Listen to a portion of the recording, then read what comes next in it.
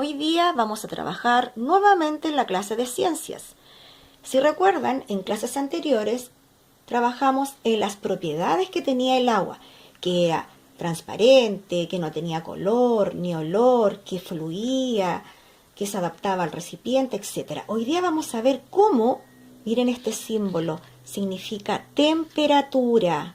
Vamos a ver cómo la temperatura influye en el agua. Acá vamos a observar 3 flechitas. El agua en nuestro entorno la podemos encontrar de manera sólida, de manera líquida y de manera gaseosa. Ahora, ¿cómo la temperatura va a influir en el agua?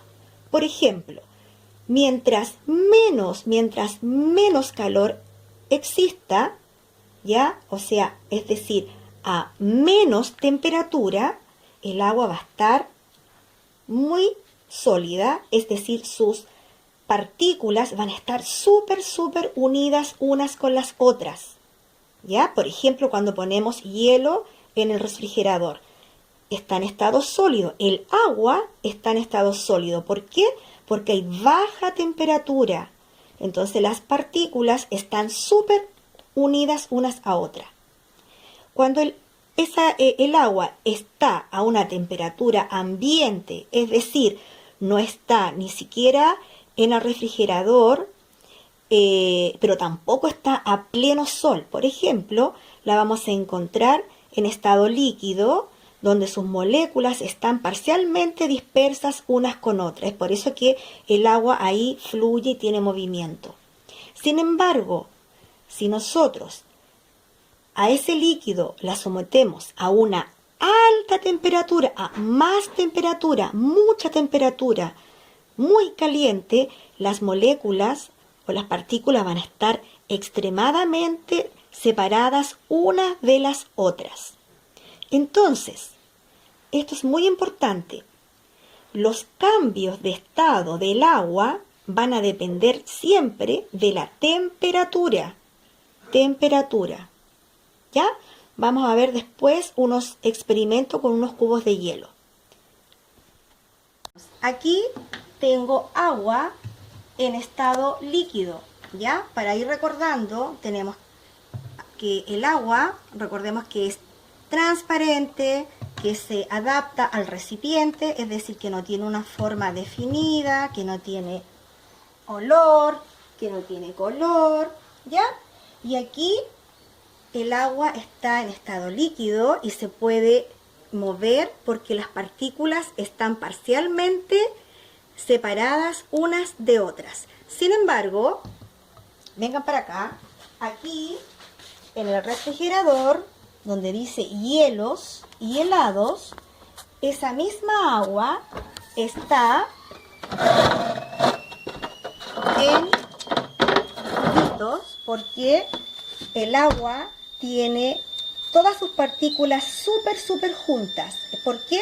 Porque a menor temperatura el agua se pone sólida. A menor temperatura el agua tiene sus partículas súper juntas. Y miren acá. ¿Escuchan cómo suena la tetera?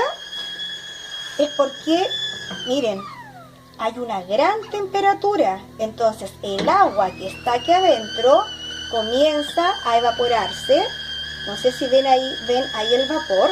Y aquí el agua, las moléculas del agua están totalmente distanciadas unas con otras. Están una por allá, otra por acá. Es por eso que empiezan a evaporarse. Y les quiero mostrar que si yo pongo el vaso aquí donde va saliendo el vapor, este vapor que entra aquí al vaso, si yo espero unos segundos, nuevamente se va a transformar en líquido. ¿Por qué? Porque el vapor, y así también se forman las nubes. Harto vapor ahí, es como cuando ustedes se duchan y el agua comienza a correr en el espejo en la pared. El vaso por dentro se llenó de burbujas. Y si yo espero, mire, le voy a pasar el dedo y me queda totalmente mojado. ¿Por qué? Porque el vapor al chocar con el vaso se vuelve a convertir en líquido. Entonces tenemos líquido en forma de vapor. A mayor temperatura las moléculas están súper separadas y a menor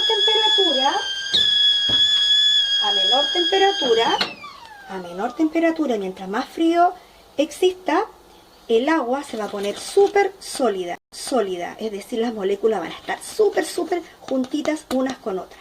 Entonces, si en una tarea les preguntan ¿de qué depende del estado del agua?